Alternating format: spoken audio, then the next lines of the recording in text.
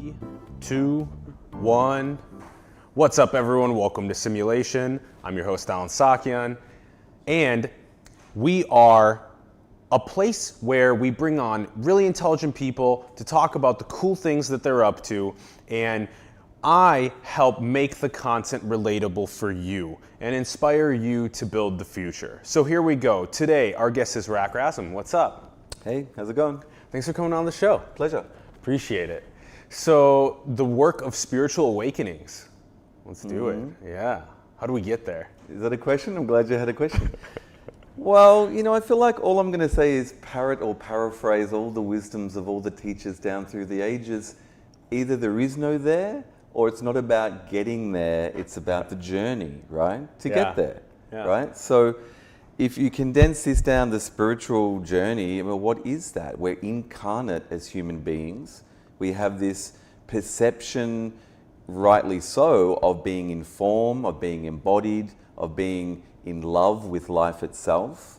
But we don't often very much stop to think about what that really is, or what we're born into. We're born into our families and tribes and cultures. But this whole reality that we're born into, what is it? And what is the purpose of being here? And then what is that journey that we go on? Yep. I mean, a spiritual awakening is just a bumper sticker phrase, right? Until you feel it, until you own it, until you start asking the questions that you don't even know what the answers are, but you can't stop asking them. There's that hunger for connection, for authenticity, for something more than just the 9 to 5. Mm-hmm.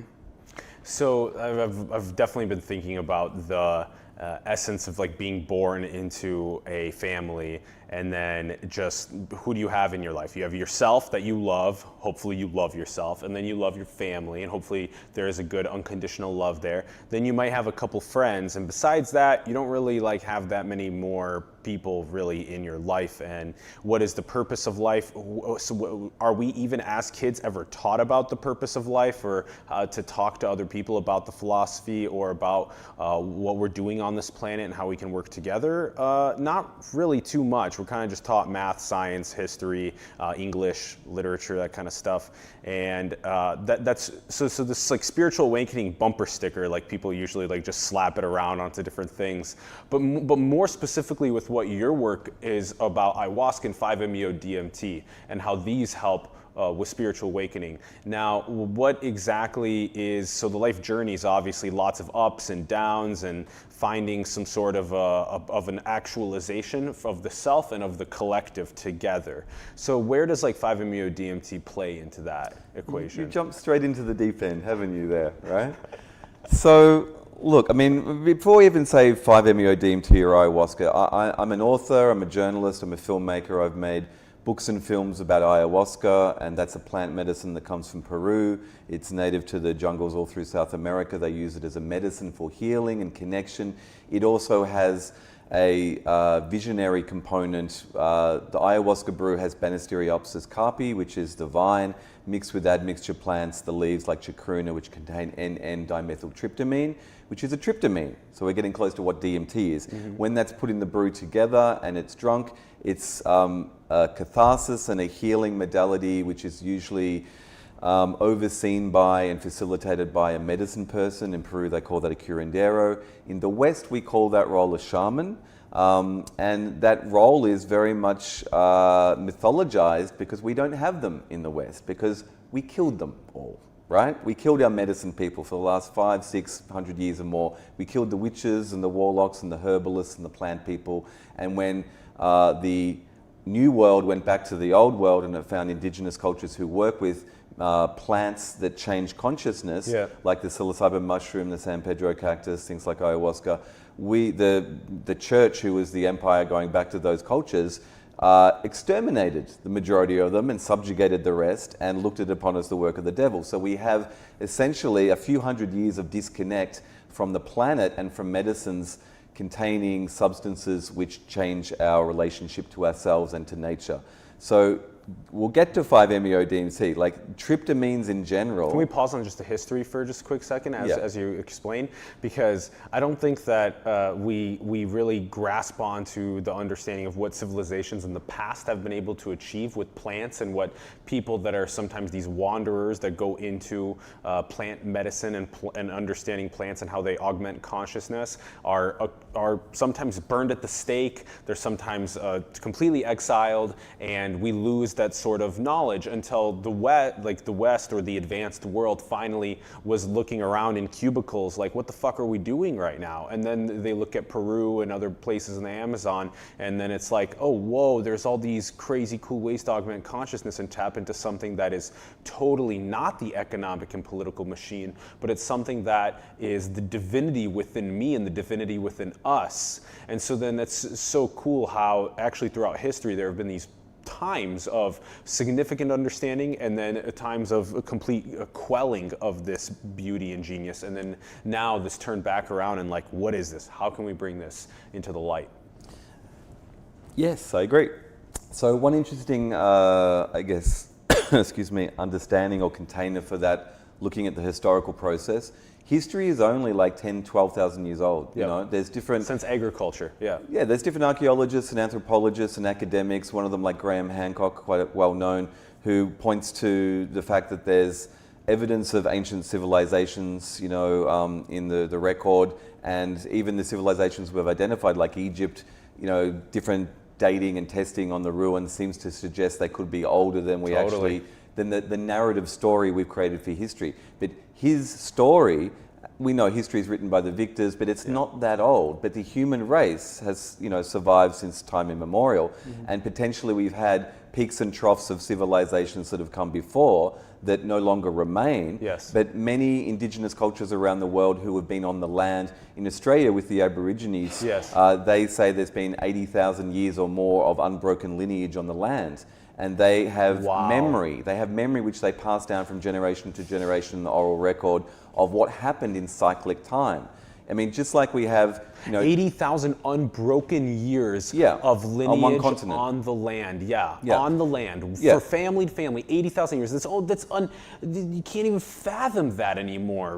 Everyone's a transplant now. Yeah, well, we have a 5-year attention span at the most in modern Western culture. It's usually like a 5-second dopamine hit attention span in practical reality, right?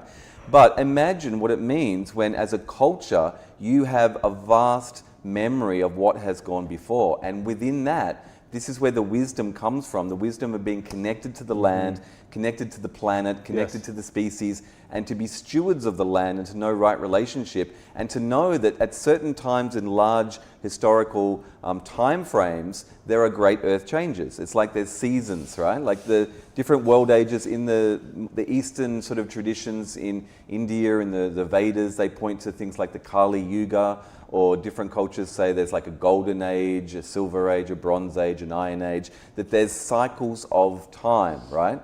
So the Maya is a really interesting example. We had the peak in Western interest a few years ago with 2012, which in the Mayan calendar was 0.0.0.0.0 in their galactic calendrical. They had many calendars which seemed to point both within the Earth and the seasons, and also stargazing culture that knew what was out there. They said, at a certain coordinate out in space, they said was what they called Hunab Ku, the womb of the Great Mother. And in 2002, at those exact coordinates, NASA discovered a black hole, right? So current astrophysics, which is deeply psychedelic, right? I really encourage people to look into astrophysics. It's looking at the relationships between all the bodies, right? And so you start to realize that not just the planet and nature, but the energetic ecology goes beyond the atmosphere into space. There's like an I-band ribbon around the edge of the galaxy. Did you say that a the previous civilization, prior to all of our scientific advancements, was able to identify a black hole in the night sky? They called it the womb of the Great Mother. Now, this is what I'm getting at. Current astrophysics theory understands that the black hole sucks in all matter and all energy, but as it does so, it excites the event horizon around the black hole. And it actually then emits galaxy-wide jets of plasma that are built up from the charge of bringing everything in, those jets of plasma discharge across galaxies and ignite space dust, which has component chemicals and like atoms in it, and they think that's now how stars are born. Oh, right? wow. So it's true. That's cool. The womb of the Great Mother gives birth to stars, which give birth to life, right? Planets, yeah. The Mayans also said that the center of Hunabku was the center of consciousness. So imagine their 0.0.0.0.0 in their calendrical meant that our solar system is pointing at the center of the galaxy. And when we're pointing at the center of the galaxy, we're going above the elliptic of the galaxy, the middle point, and we're entering this arena where we're getting bombarded, just in astrophysics terms, by a whole lot more information and by bodies of stars and other entities. There's magnetars 100,000 times more powerful than the sun every second bombarding the Earth. So in the energetic ecology of all these bodies, they're feeding each other, and we're now getting more signal, as the Mayans would say, more consciousness. So my pet theory, right? I mean, we're talking about Australian Aborigines before, and so many indigenous cultures, all the, what we now think is primitive, but they had these amazing capacities to engage with the Earth and with the stars, understood cyclic time and world ages. And in the world ages, there's fluctuations of consciousness as well. So my theory essentially is, in Australian Aborigines like to call this dream time, right? And I've been privileged to sit with people that have been initiated into Aboriginal culture, which is a very privileged, esoteric body of information, and they don't let a lot of stuff out, but they essentially say the dream time is coming back, which is understandable if you understand we're going through phases of time in the world ages, right? It's just natural. And so it's like fall, winter, spring, and summer, but on a galactic level. So what we're now the phase in, all of history has been one bar signal, one bar, right? And before that, we had expanded consciousness, or as many myths and legends tell us, we had a type of consciousness that had a fall. We had a fall from consciousness according to some of the root myths and the religious texts of many different Judeo-Christianic religions, right? If we marry that with a dreamtime consciousness, indigenous understanding, it points to the fact that we used to have more capacity, right? But it comes back to what is consciousness. And if consciousness is not just something epigenetically centered in the brain, that we're producing consciousness, but we're receiving consciousness, which to this day scientists cannot say, they cannot discredit that theory, right? And it seems to be that there's a tipping point that more people are coming around to the idea that the brain is a receiver of consciousness as well as a generator within its field. Totally. So imagine, 26,000 years was the Mayan grand orbit around the galaxy. So within the quadrants of that, we've gone from what I call 5-bar galactic Godhead signal, like 5-bar signal, down to 1 bar. And at some point, we had the fall of consciousness and we lost the plot, right? Like if you've ever been totally head over heels in love, that feeling of that connection, right? That intimacy, that sacred space of like a mother to a child, when it's taken away and the heartbreak falls in, right? So imagine we had this expanded... That's the 1 bar. That's the 1 bar signal. So imagine we had this expanded consciousness, which is cyclic in nature over large tracts of world ages and time, and that our species has been there before, and there's been other golden ages of other species. Do we know the approximate dates of There's the different calendar? calendricals. The Mayan grand calendar for this, what we're talking about, their galactic calendar, is every 26,000 years is a full orbit. So that's just the way they calculate. They had advanced mathematical aptitude as well. But essentially what I'm getting at is we had this capacity, but then when it was severed, presumably like 12,000 plus years ago, and we fell into the ache and the complete, the complete, absence of that connection, then the ego starts to kick in. We don't know how old the ego is, but it seems to be that it's a component of the mind that obviously we need. The ego is a wonderful thing, except we've misplaced the right relationship with ego. Correct. So when we had an expanded capacity and a more of a cohesive connection with our mind, body, and spirit, and then all of a sudden that connection dropped, and all we were left with was the mind to survive, to feel safe, to feel each other. I mean, survival mechanism kicks in. It's almost as if we have species PTSD. Yeah. And if you look at what we've done to the planet, right? That's a good way to put it. Species PTSD. I know, because if you look when someone has trauma in their experience, they start to contract. Either that it's a coping mechanism, they learn how to keep coping, but within them there's something which is shut down. And in us, what's shut down is the ability to feel, the ability to be open, and the ability to trust. We no longer, in the course of his story, understand or feel that we are the planet. And we are the planet, right? We are one very clever species amongst many, and a dwindling many, because we're killing them all off. But the ego, over successive thousands of years, has hoarded, it's taken, it's protected, and it's shut itself off from nature to create culture, which is embedded within nature. And culture is a cult. It's like a bloom which has gone all across the planet, but it's actually starving all the oxygen, like almost literally, right? It's taking more than it gives back because it no longer feels the connection. It's protecting itself from the reality because of that disconnect. And we've huddled together, we've cannibalized each other, we've divided and conquered, and we're still acting out our trauma.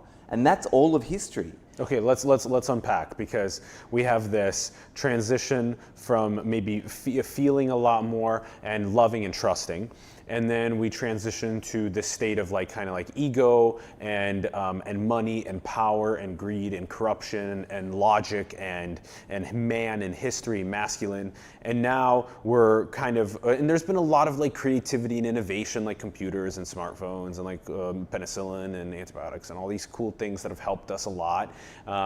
But at the same time, there's usually this lacking touch of femininity, of emotion, of feeling, of love, of trust across civilization and across technology, especially. So now we're kind of pivoting to that moment, to these moments as a civilization, removing this PTSD, working our way through collectively this PTSD, this trauma. Species trauma, yeah. And we're getting towards a world where we actually have more feeling, more emotion, more love and trust, coupled together with this love for innovation and creativity and masculine logic and stuff. Either we love better or we die as a species. That's it. Because what has created the planetary emergency is us, right? And not the fullness of us, but the wounded us, the traumatic us, the shut off us, the scared us, the us that's got who knows how many atomic nuclear bombs out there with the finger on the trigger, that could suicidally imagine doing that. Yeah. I mean, how wounded are we to want to kill ourselves and the planet, right? Yeah, to even see ourselves as different from the planet, right? It's like we have a mind, and the intellectual mind. We have a heart with neuronal cells, 70% neuronal cells like the brain, but it feels. Yeah. And we have the gut instinct, the third brain, they say, right? Yeah, yeah. With 7 trillion cells in our microbiome, which are in gamma frequency of cohesion, which create a third brain of intuition and connection. Yeah. But all of those things are overshadowed by the mind. We no longer remember how to feel. Yeah. So at this point, in nature, if we are connected to nature, and she is, as James Lovelock has coined, the Gaia hypothesis, a Pachamama. Match, or Pachamama, as they say in the ayahuasca tribes of the Amazon, the earth is an alive, intelligent, loving entity. She's the mother. She is. Right? Yes. She breathes. If you look from satellites, you see the polar caps coming on and turning off. The more you look into science, you look at the really good science, people like Carl Sagan or someone like that, who really get the interconnected interdependentness of the world. And it's psychedelic. It's psychedelic and it's sacred-delic. It's fractal, right? It's sacred-delic. Sacred-delic, right? Yeah. Because they understand that the impossibility of life existing in the womb of this planet is astronomical. It shouldn't happen, and yet it does. I forgot to mention, you mentioned nature versus culture. And it's literally metropolises have become cults.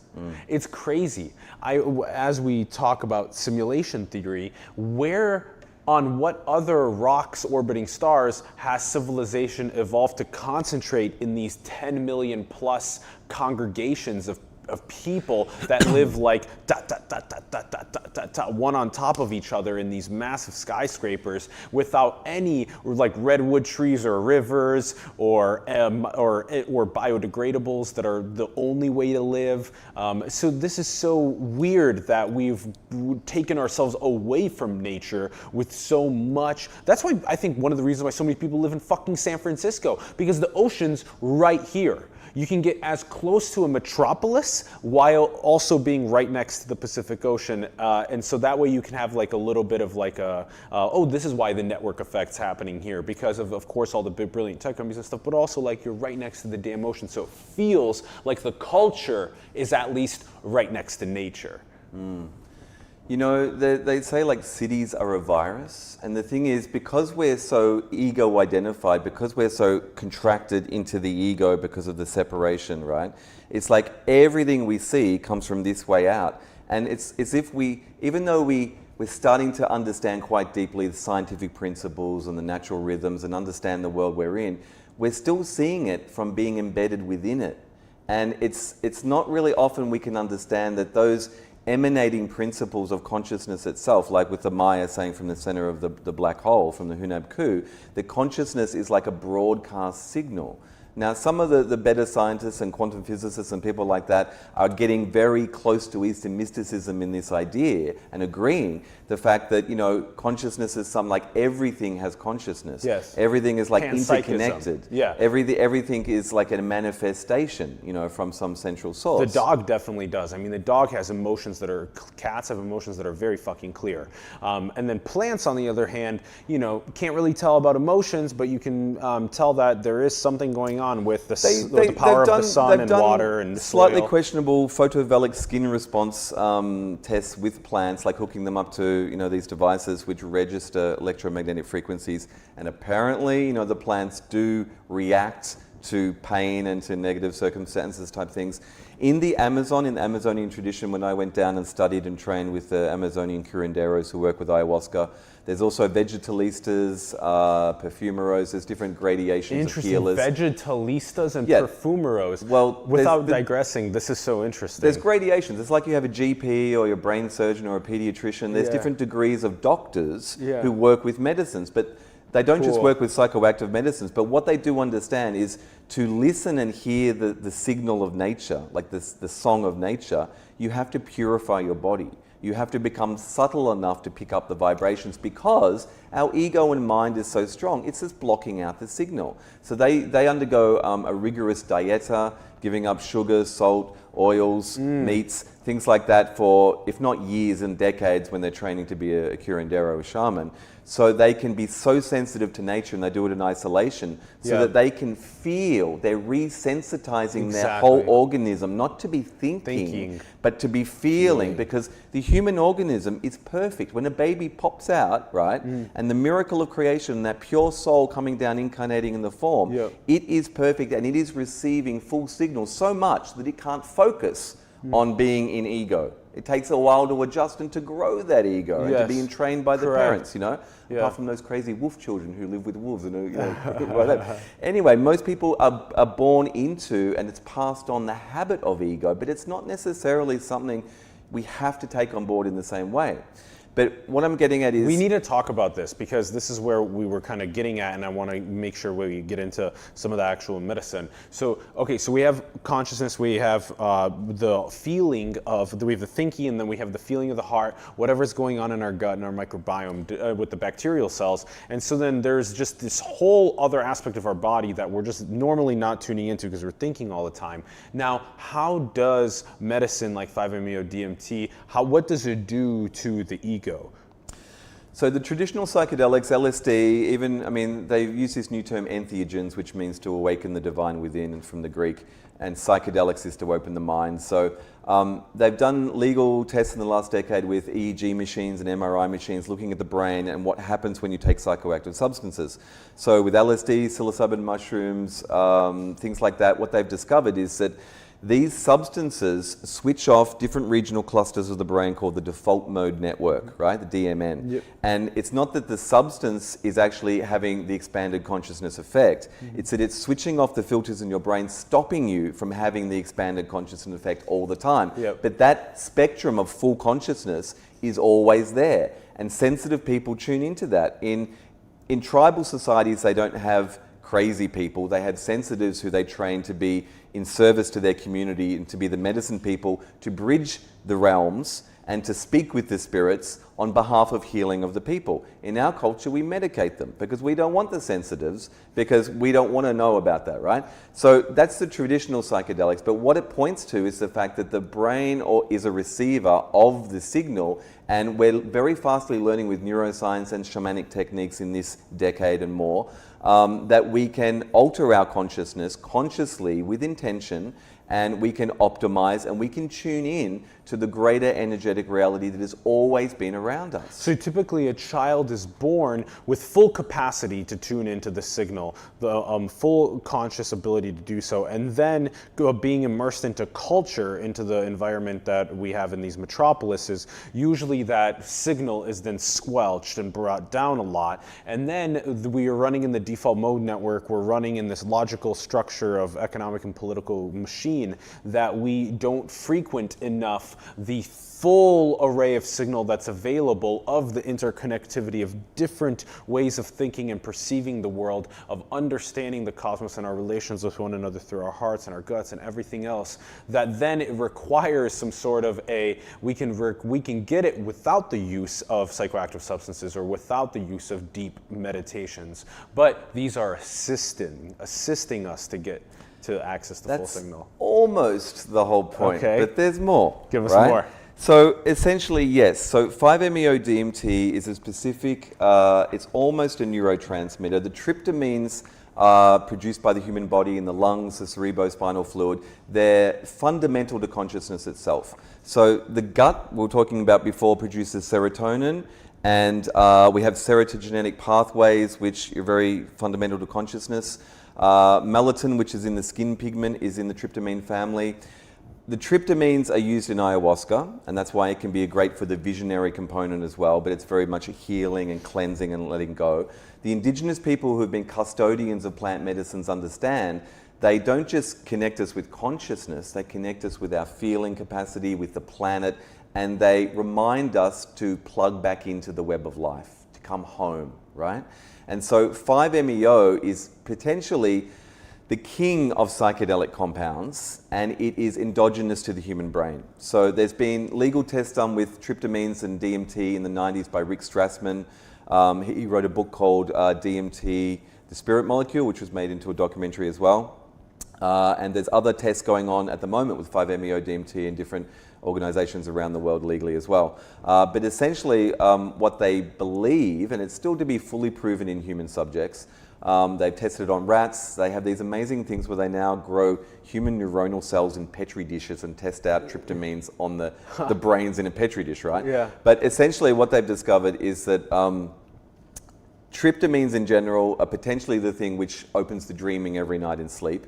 At peak experiences like birth, death, and near-death experiences, they seem to be the chemical catalyst for taking us into the emotional, visionary component of these experiences. So all through time before the 20th century, when we started to develop electromagnetism and polluted foods and degraded environment, sensitive people and more people used to connect to, source consciousness, the big G word, have a feeling of connection or have a sense, even people who have near-death experiences see that white light tunnel, that sense of going back to home.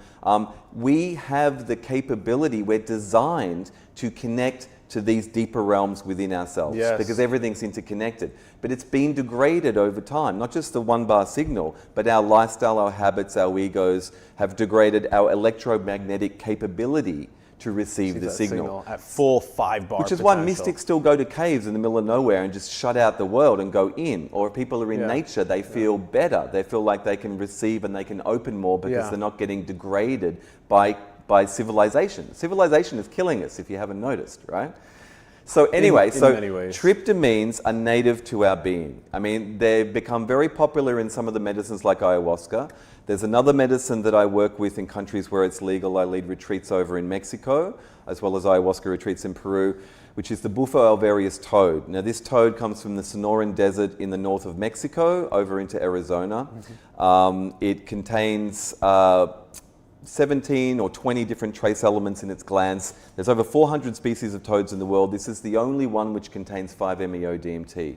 So there's not an unbroken lineage like there is with ayahuasca in the Amazon, but there is a modern lineage of Mexican modern people using it, having reintroduced it to some of the Sonoran indigenous tribes of Mexico, and it is very quickly spread across the world in the shamanic communities of the West, piggybacking on the popularity of ayahuasca and other entheogens, because it feels like it's time for this, because the experience of 5-MeO, which is the experience that meditators can have without an external catalyst, is to reveal essentially that we are the medicine. I feel like there's been a whole generation in the West. I mean, this goes back, I mean, how long's a piece of string? But you could go all the way back to the 60s and LSD, which basically had to come through the lab and help open the mind. In the 80s, ecstasy came and helped open the heart. In the noughts, plant medicines, including ayahuasca, came to clean out the entire body and to reconnect the soul. There seems to have been a stepping stone over generations, which is very short in Gaian time, in planetary time, of if we're killing the planet, she had to get back through to us, right? Yeah. I almost feel that the human species is like one strand in the planetary biome, you know? Yeah. It's like we're one strand. All the species are like a microbiome in Gaia herself, and we've gone off. And so she's trying to regulate that strand that's gone off. It's like, where are the probiotics? I know I have all these substances that she secretes. She secretes the psychoactive substances, the mother. These are not illegal, these are the plants. And it is the most hubris sort of assumption to think that plants can be illegal. It's like saying it's like saying life is illegal. But it's because people in the past have tried to control consciousness. And you know, Richard Nixon, 1971, post-60s establishment, you know, blowback against the acid revolution. They still do. They're still trying to do that. You say people in the past. Well, look. I would like to say that the war on consciousness is over. Consciousness won, right? Consciousness won. Bad guys not nil, right? Essentially, there's been, you know, push and pull, which is what always happens in culture and civilization. Is like there's elements which are more progressive and elements which hold back, yada yada yada. Those binaries. But essentially, there's been a stepping stone getting us ready for, essentially, I believe, the 5-MeO experience. We've gone through the 60s revolution, the consciousness revolution, Palo Alto, Silicon Valley, Ground Zero, you know, all these. Basically, I feel psychedelics acted as a psychic lubricant to stretch our minds from linear white picket fence 9-to-5 reality, so we could bring through these technologies. I mean, people say, where do ideas come from? You know, if we are receivers of consciousness, it's like when it's time for a telephone, it's time for a telephone, and multiple people get the idea at the same time. I like how you described it as the microbiome of Pachamama, of Gaia. And how there's one species, us, that decided to do these culture metropolises, and then all of a sudden Pachamama's like, what is this thing that I need to add to the equation? Oh, look at all these beautiful plants that can be leveraged in order to just unleash the potential of the species. And then now we're unleashing, and we had all these increments over the last 50 years, like you said, with the different types of psychoactive. And it's leading somewhere, right? So the thing is, because we're in egoic, individuated consciousness, because we've fallen from that expanded consciousness into the contraction of the trauma of, you know, what we've gone through, even when we say things like cities, we don't see the pattern. We don't see the clustering and the way that there's a rhythm to it. If you've ever seen time-lapse footage, you know, of things, it's like we are nature. Even though we're cloistered and shut away, we're still following the rhythms of the emanation of the life force itself. And so even when, like, you know, a tribe and a hamlet and a village then becomes a town, then becomes a city, you know, it's scaling up, but there's natural principles at work. And we think that we're just doing what we're doing, but we're following a natural rhythm. You know, we're not in control as much as we think we are. You know, it's like it's the ego which is always trying to help us survive, that thinks it's the center of everything, which the ego's not, but anyway, we'll get there. So what I'm getting to is that there's been a gradation and a relationship from the planet wooing us back, right? And it took like 60 years for us to go back to the garden, to go back to the plant medicines and the entheogens versus the lab chemicals, but we had to start somewhere, right? Each stepping stone is leading us further and further into a Gaian intimacy with nature herself. And at the culmination and the apex of that is where we find ourselves now. The toad medicine, and synthetic 5-MeO has been around for quite a few decades as well, but it is the strongest ego-dissolving thing we have. And this is the really interesting thing. You know, back in the 40s, LSD arrived around the same time. You said it's the strongest ego-dissolving thing we have. Yeah. It's 5-MeO DMT. Yes. Because we need to touch on this. This is so important to touch on. I've went through this experience several times now of 5-MeO DMT, and I am in love with the eradication of ego. It feels so good to be able to tap into the oneness of everything and away from the crazy obsession of thinking all the time into feeling. And there's so many other ways to do it, but the way that we understand what is truly possible within this divine being, assisted by something like 5-MeO DMT, has been, I always say, the top 3 so far experiences of my life are 5-MeO DMT, 10-day meditation retreats with Vipassana, and Tony Robbins' Unleash the Power Within. Those are my 3 favorite, most profound experiences of my life. Interesting. Nice graphic. Yeah. What I was going to say is that psychedelics are often called ego-dissolving materials. This is that signal that you were talking about. Look, right that's here. That's a classic 5-MeO experience of the tunnel, the white lighter. So here's the thing. I'm not here to promote the use of psychedelics or 5-MeO DMT or toad medicine, right? But what I understand from my relationship as a journalist, author, filmmaker, and Ron, can you pull up of the 5-MeO toad? Just pull up 5-MeO toad, the Bulfarius toad. Yeah. Yeah.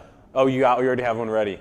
Yeah. What I understand So it's is secreted right here from this gland, right here? So there's glands around, there's parotoid glands around the neck, on the legs, and on the feet of the toad. Okay. And it's not something to go out into nature to seek out because it is a living creature. And if you disturb it in its environment, you could kill it or you could upset its cycle.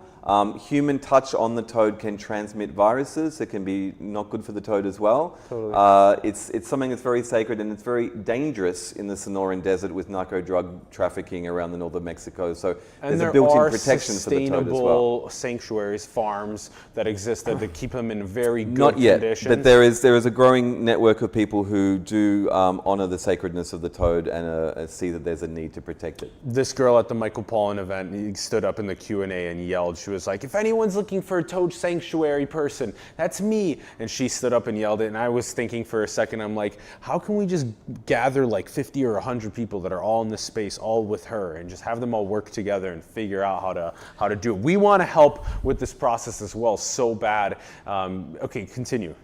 So essentially, the toad medicine with the 5-MeO DMT isn't the only substance out there which affects our consciousness. And I'm not saying that people have to take these substances. What I'm recognizing from my own journey is that nature is psychedelic. Nature is sacred. Yes. And we are so disconnected that we think of ourselves as separate from nature, that we think we are taking ayahuasca. And we are, but we're not separate from the planet which creates ayahuasca. Yeah. And so people say like left-hand path, right-hand path, these things are not good. It's like we have a planetary emergency that we are largely responsible for in our egoic, function. Yeah. And time is pretty short, right? Yeah. And so you can get to these spaces of non-dual consciousness and of lowering the ego by meditation, by other practices, by breath work, by tantra, by meditation. And these are wonderful. All paths lead to central source. And the emergency contains within it the emergence. And that's what I believe is happening on the planet at the moment. Okay, so all these paths, different meditation, different psychoactive chemicals, these all kind of drive us to what you called the source. And then from there, we're within this limited time that we have of trying to, this emergence that we can come with to solve the emergencies that are occurring on the planet. Well, it's like Einstein says, the consciousness which causes the problems is not going to be the consciousness which solves them. And so if we understand what we've said in this conversation about history being the canvas of our trauma, essentially, and that if we're trying to save the world from a place of egoic consciousness, we're going to be trying to solve a million little problems. But all of those problems are actually a product of our consciousness. If we can come back to our center, individually and collectively, and come back to feeling, and come back to the heart, and come back to compassion, and come back home to where we know we are that source consciousness within, then that emanation coming out of us will solve everything. Because, this is my other shorthand, I say, we're not saving the world is saving itself through us. Through us. By re-engaging the relationship with us, because that's the only problem, is that we're disconnected. So tapping into this whether you feeling do of meditation heart. or tantra or, I don't know, any, whatever method gets you in touch with yourself, that is what is needed at this time, because what is inside us, majority of people have forgotten. So in the 5-MeO experience, which again, the toad, for instance, acts as a catalyst. It is smoked, so it bypasses the gut. It is absorbed through the blood-brain barrier incredibly quickly, within seconds, because the brain knows what to do with it, because we produce our own 5-MeO DMT, right? Essentially, you were saying before, what does it do scientifically? Like the default mode network, but a little bit different. It lowers the frontal lobes of the brain. It increases coherence to the point of hypercoherence of all the network activity of the brain. So everything comes online, and the ego drops out of the picture, right? And we don't want to kill the ego. We need the ego, but the ego needs to know it's not in control. It's not always needed. Yeah. When the mind lets go, we lower the defenses. And in indigenous understanding, they say we have an energetic body, an emotional body, and a physical body. And as we go through life, humans store their stresses and traumas. It stores in the energetic body, it comes into the emotional body, heartaches and woes and all that stuff. And at those nexus points with the physical body, that's where sicknesses often develop. And so when we let the ego and the mind down, all of that stuff can come up and come out for healing with a good practitioner to help hold space for you in a ceremony. And our natural innate capability, like a newborn baby, I call it, 5-MeO is like, I call it God's factory reset. It's like a complete refresh, potentially, that then aligns you with your inner self and that you receive the signal. I call it a galactivation, right? So the frontal lobes go down, the mind goes down. The best maps I've seen for this are the Vedic maps of Samadhi, their sense of liberation or oneness, that sense of non-dual unity consciousness. In the Vedic maps, they say that what we think of as the mind or the ego is like wind on water, like ripples, busy, always thinking. Even when you're falling asleep, still thinking. We're never free of it, right? Yeah. And so when that lowers, we can go deeper into the ocean of the mind itself, what the Vedic maps call sattva, the depth of the ocean of mind itself, and we can reach Atman, or our true nature. So the mind goes down, the heart and the stomach instinct, those networks, because they're networks as well, they open up, they connect to everything in the unity field, and they feel the signal. And that feeling is like the heart of a star. It's like, the poet Rumi said, the drop rejoins the ocean. When our individual nature of holding on and thinking we're this lowers and just surrenders and lets go, it opens up this capacity within ourselves for the drop to remember the ocean. And that is within us. It's like Buddha nature within us. This is what all the Eastern mystic texts have been saying. And it is now firmly within our grasp to access very rapidly with the power of 5-MeO, and with the wisdom and respect and sacredness to do it right. So I'm not suggesting people rush out there and look for 5-MeO. Totally. You have 5-MeO in your very nature. You could very well just meditate and find that. Ideally, an entheogenic experience like 5-MeO DMT to activate the person's full bioelectrical field, married with a meditation practice and a grounding sort of environment to maintain that vibration. Because people find once they've had the 5-MeO experience, it doesn't necessarily go away. This isn't a tab of acid you take and it wears off 8 hours later. This is your deeper being revealed. And then when the mind comes back online, and it does, the mind's there, but anytime you learn to lower the mind and the defenses, that vibration is still active within you, right? And it's like as more and more people come online and have their activations through whatever method, through breath work or Tantra or 5-MeO, it's like more and more people are connecting, and I call it a samadhi mesh network. The signal gets stronger the more people will have this experience, however they get there. It's almost as if in the season of consciousness we're in, we're receiving 5-bar signal, like things are getting really interesting on Earth. So the emergency we're seeing is a direct play of form of our egoic construct over time coming to a crescendo, and it's not looking good, right? Don't attach to the outside form, come back to the feeling, come back to the heart, come back to the compassion, come back to your true nature. It's perfect. Everything is perfectly orchestrated because everything is incredibly interconnected. We are within the matrix of Pachamama of Gaia. She is in the matrix of the solar system, within the galaxy, within the universe, all of space-time within the container of source consciousness, which creates the universal being somehow through its mysterious nature and is somehow outside and within.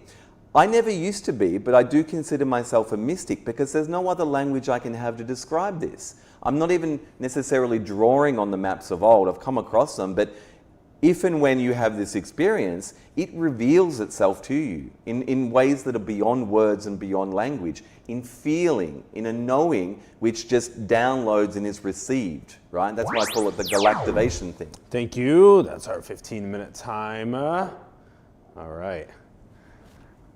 Galactivation. So, okay, the droplet in the ocean. I'm really liking the analogy there. So, so when I am going through the whatever awakening processes there are that take us to the source, it's the droplet understanding that it's part of the ocean, and it's also the deactivation of the default mode network, the activation of all of the different aspects of our interdisciplinary understanding of reality that can then awaken us even further. It's the proper way to do this, a way to do it through facilitators, through in areas that were retreat centers. It's a medicine. It's a healing process. In the world has PTSD. It's Earth PTSD. That's species PTSD that's going on, and we're going through a process of understanding, feeling, tapping back into our hearts, tapping back into our guts, tapping back into our bodies, and being able to feel and love and trust. And in doing so, we're going to be able to prosper collectively in a much better way. Hopefully.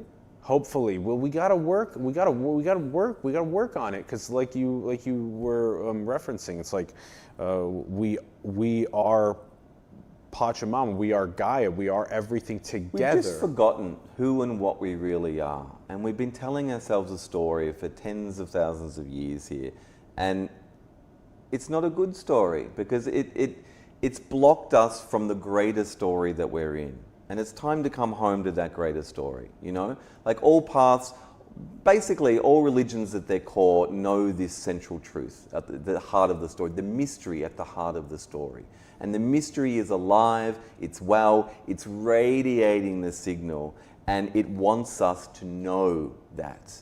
And everyone, to their own capacity, I mean, you said at the start, this awakening thing. It's a New Age bumper sticker. It's another phrase, right? Yeah. What is the awakening? It's a verb. It's a doing thing. It's a process. It's a relationship. So I like to think that if we're in this cosmic season and we've shifted gears since 2012 and now we're in the new ecliptic and all this new energy is coming in and everyone's feeling it, and it seems to be that planetary civilization is collapsing in front of our eyes, and we're getting more and more denialist about that very fact. Yeah. At the same time, you know, there's the analogy, you throw a frog into a pot of boiling water and it jumps straight out, but if you slow boil it, it just stays in the water and it dies alone. That's what's happening. We're slow boiling on planet Earth. But some of us are freaking out and waking up. The pressure is like coal being squeezed into diamonds, right? But very, very fast now. That pressure that's happening on planet Earth is the awakening process. And you don't need any medicines to do it. We are the medicine, but life will find a way to break you open, right? Because in that trauma, in the wound, in the opening, that's when we can release and we can let go and we shift and we change. And we're not going to change. We've proven we're not going to change unless we get a slap in the face as a species, right? That's what's coming. It doesn't necessarily have to be apocalyptic, but it is going to be transformational. So everyone's feeling the energy. It's almost like when you're out camping, you're in a tent and sunlight comes over the cliff and it comes, it starts warming up. Some people get up, they meet the dawn, the early adopters. Other people are like, no, I'm awake, no, I'm going to stay here, I'm going to stay here. But you're feeling it. Everyone's feeling that something big is happening, right? The big awakening. The big awakening. Yeah. And everyone comes to that at their own time. You cannot awaken anyone. People awaken when they're ready, when they trust, when they feel like they can open. So more and more there's been a generational tsunami of interest in the shamanic medicines, in the plant medicines, in the toad medicine. And they're very quick pathways to very rapid awakening. They're not for everyone. But as more and more people do awaken through whatever pathway, a critical mass of that vibrational awakening people is coalescing. And that's forming, I think, like something, the Samadhi Mesh Network, the idea that, some people are holding that vibrational frequency, So as a journalist, I interviewed this religious scholar almost 2 years ago, and he was telling me about the Rig Veda and their Soma and their entheogen they had. This is the Indian holy book. 2/3 of it mentioned the psychoactive substance which they revered called the Soma. But through that, essentially they had eventually a golden age, but they had a society potentially which understood these different levels of samadhi or egolessness states, non-dual egoless states, right? So here's my little condensed metaphor. Imagine thousands of years ago you have a monastery, and in the monastery there's like village around it, and they're in a blissful everyday vibration. Inside the monastery you have a level 2 vibration of like non-egoic tuning in, meditating. You have a third ring of people in the monastery who are what they call Sambhoga, bliss body, level 3 samadhi, lowering the ego, feeling that connectedness in the web of life. Then you have people that are in stage 4 samadhi, concentric rings within concentric rings. They're in basically what they call, stage 4 is like the witnessing, when the mind goes all the way gone and all you can hold is the enormity of source consciousness, the oh my God, oh my God, oh my God. But there's no thought, it's just receiving the signal right on the event horizon of deep source. And there's one monk in the center of that monastery within the concentric circles of the other layers of consciousness who has given his whole being up to God. To stage 5, what they call seedless samadhi, no attachment, fully letting go. And interestingly enough, this is based on some of the ancient texts called the Kama Sutras. No, not the Kama Sutras. It's by Patanjali, the Yoga Sutras. Yoga Sutras. Kama Sutras related. It's for sex. Well, the Yoga Sutras are actually all about energetic activation and tantrically in the body and all that as well. All those Eastern mysticism stuff is very good. But essentially, these texts say that sutra is to weave, to make a weaving. So essentially, what they were saying was vibrationally, energetically, there are levels of consciousness, not in the mind, but energetically in the being, which go from us to deeper astral levels connecting up to source. And when we dip into that fully and come back, we make a weaving, and we then therefore anchor a little bit of that more higher vibrational, higher bardo, heavenly rat into the earth through our bodies. We are the vessel. So people that have had the 5-MeO experience, I like to say to them, your body is a temple, it's not just a bumper sticker, again, New Age bumper sticker. It's that this is designed to hold that vibration, that source conscious, like the newborn baby. And you're stitching right back into the society's fabric. You're coming back in, but then your energy is affecting everyone around you. Everything affects everything else. When you fully open into these levels of samadhi, you create a singularity point, like in the heart of an atom or in the heart of the black hole, like Hunabku again, where consciousness can emanate. And the relationship then, when the ego comes back online with the heart and with the gut instinct and with the whole body organism and with source consciousness within, over time shapes you to be calmer, to be less reactive, to be more open and more connected, like optimize your entire being. And then we start to shift from an egoic culture Or they say it goes from ego to we go. To we go. We go, Yeah, right? yeah. So it's about all of us. It's about how can I help? How can I be in service? Yeah. How can I see and feel, right? To feel that you are another I. And Yeah. that tree is another I. Yeah. And that Pachamama is me. That I am in the mother and I am one of the microbiome of the planet. And we're all in this survival game together. And that is what's going to change the world. The consciousness of us remembering who and what we really are. So well said, Rack. Oh, man. And there's this delicate kind of balance that we have to have as we move forward into that, which is that sometimes the ego does have to rise up and have to be a part in building that future of we go, because if we don't do that along the way, yeah. As you say, dreams don't work unless you do. Yeah. But first you need the vision. First you need to remember what the goal is. And really, people say, what's life all about? It's like, it's about being. It's about remembering that we are this temple, we are this construct, this simulated construct to hold this information. And I believe that source consciousness didn't make the whole reality just to watch it from the outside, like another episode of the Kardashians or whatever, right? Kardashians, I don't even watch it, right? But it's like, it's grooming the vessel to inhabit that consciousness, to then express that consciousness. Like the mystery and like the Mother Earth, like all of reality, we're not just connected to it, we are the center point of that. We are the fulcrum point of that. And it's starting to get very juicy here on planet Earth. Yes, it in is. what we can do with that. Yep. Both through technology and neuroscience and shamanism, what I like to call neuro-shamanism. Neuro-shamanism. Because I love potentially it. once you've had this experience through whatever modality of recognizing And where it's- the on switch and it's is. mapped, and it's mapped, science. There you can people use go, neurofeedback "Oh, and meditation now and it's the science." ancient techniques to anchor that ability, right? And then, and again, nature's done this before. You look at the insects, right? Individuated beings all working within a swarm of the hive mind. And if you look at like Facebook every day of the week and you see 5,000 people in your feed and we're getting little dopamine hits, but it's like we're totally decentralizing. It's like blockchain. Right? I've got this whole riff on God's blockchain. Oh, yeah. It's like this decentralized network of trust which Yeah. connects to everything, right? Yeah. That's consciousness. Yeah. So it's like we're actually being groomed to get bigger, to hold more of that signal. It's so interesting. Through our technology, Yeah. which we've built through our ego and through the trauma, but it's all been stepping stones to prepare us for what's coming. Yep, because there's what's coming is going to require all of the journey that we're putting in right now to be in a beautiful light, a functioning light, leveraging technologies like blockchain, distributed and decentralized technologies. Also to whatever neuro-shamanism seems very interesting to me, because then it becomes like more of an objective truth rather than a subjective truth. If you can show that, oh, look at all these fMRIs or EEG scans of the way that people's brains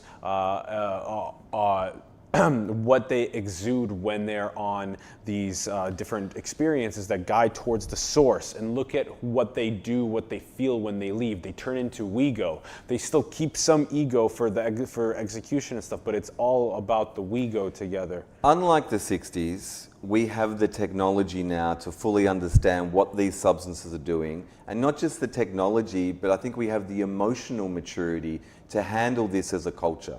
It's been 60 years of the psychedelic revolution. The medicalization of psychedelics is coming back in as well. The technology to help us optimize and find these aspects within ourselves. Everything's dovetailing to support us in feeling safe enough to open to the full spectrum of consciousness, which has always been there, but we've shut the aperture through our trauma.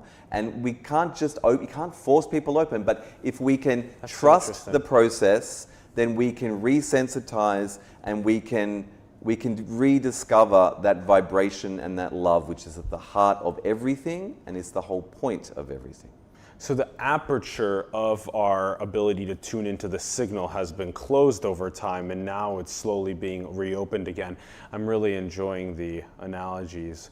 All right, let's run you through a couple of these simulation questions on our way out. Let's throw the first one up is, what do you think is the most beautiful thing in the world? A newborn baby. Why? Because it's got everything. It is everything. No one can tell it what to do. It's feeling that full spectrum signal all the time, and that raw pain and beauty and joy of being alive. It hasn't learned to protect itself yet. It's open. Yeah, yeah.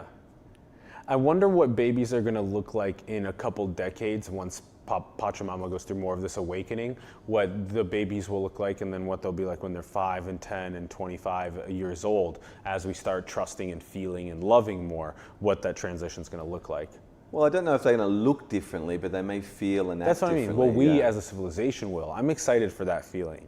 Okay, I have a follow-up to this question, which is, do you think we're alone in the cosmos? And we have a beautiful deep field image of the Hubble. I think we're lonely in the cosmos. We're lonely. And we're not alone. No. Okay. I don't think, essentially, I'm not an alien conspiracist. I'm just this tripped out Australian mystic. But essentially what I see is I see the same principles in nature as above, so below, right? Mm-hmm. I see the things like the reincarnation cycle or that going into source consciousness cycle as like a condensation cycle of spirit and energy. And I think that, and I feel and I know that the energetic envelope and the principles of nature extend beyond our planet to all the rest of the universe, right? And, it's like if life can happen here, odds are life can happen with the right conditions anywhere. Totally. So I don't believe we're alone. But we're lonely. We are lonely because, again, we've shut off. Yeah. And we want to connect. And also, we don't even understand what life is. We think it has to look like us, It's like, I think there's other lonely civilizations out there that maybe have got it together enough to look out for their younger brothers and sisters and to reach out, But again, you can't awaken a species before it's time. So when we awaken, then we can hear the signal and they can come in. What do you think about this? This is our last question. Do you think, and look at this, you see how it's interesting, we have a little little delay going on there too. I think I saw this on Rick and Morty. Yeah. So what do you think about stuff like this? You see how there's that delay going on. Do you think we're in a computer simulation? This has come up for me quite a bit lately in San Francisco talking with people about this, but it's just another label. Like in another language or culture, they'd say samsara, they'd say the illusion. Yes, we're in this. Yes, this is real. And it's an illusion in the sense of it's not everything. It's not what we think it is. Even in quantum physics, which can be grossly, misquoted and misaligned, but they have this idea of the implicate and the explicate, and that there's an originating reality which is projecting this whole reality as a hologrammatic sort of projection from the originating reality. So, yeah. I think so many systems, so many religions, and so many paradigms basically all agree that we're a simulation. It's just that we've created a new label for the meme du jour, right? And we say it's a simulation. And it's like, yeah, it's a simulation. I would say, what's the purpose of the simulation? Why do we incarnate, and why does it run an algorithm to create life, to then create more and more and more complexity, to then create more and more quest for meaning? Until we get to some point where there's got to be a purpose to the simulation. And then maybe it is just so that we can run one ourselves and then look at ourselves in that same moment and be like, now we just made another layer to the whole thing. Indeed.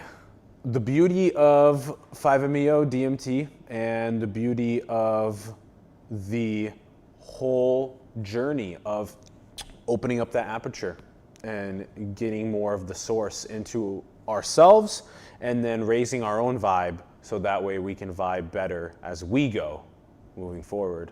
Yeah.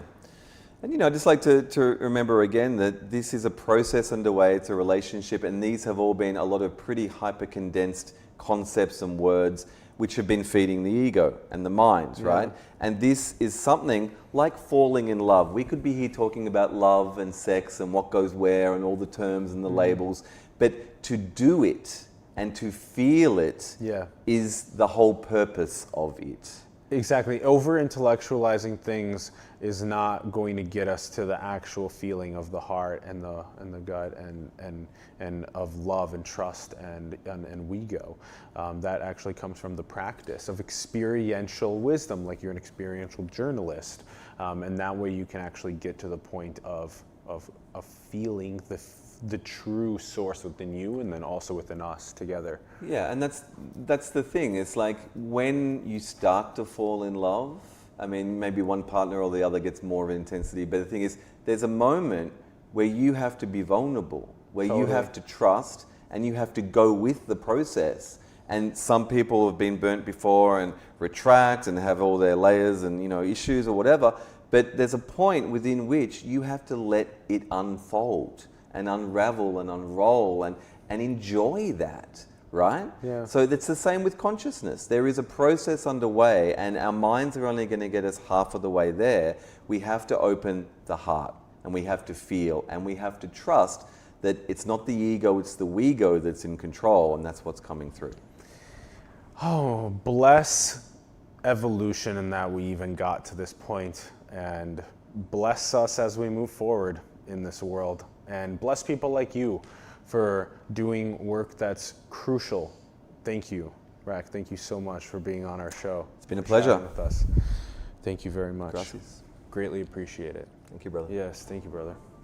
Everyone, thank you so much for tuning in. We greatly appreciate you. If you guys had a good time, make sure to subscribe, leave a comment below with some of your thoughts.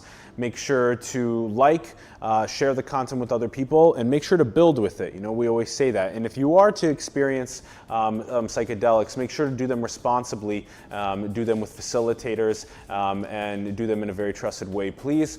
Also, let's get there together. Let's build up our following, our subscribership. Join us on Patreon to help us grow. And links in the bio to all of Rack's work, Aya Awakenings, Shamans of the Global Village. Very, very good content. Go watch that content. Please support him in his journey as well. Thank you, Ron, our producing partner. Thanks everyone for tuning in. We greatly appreciate it, and we'll catch you soon. Peace.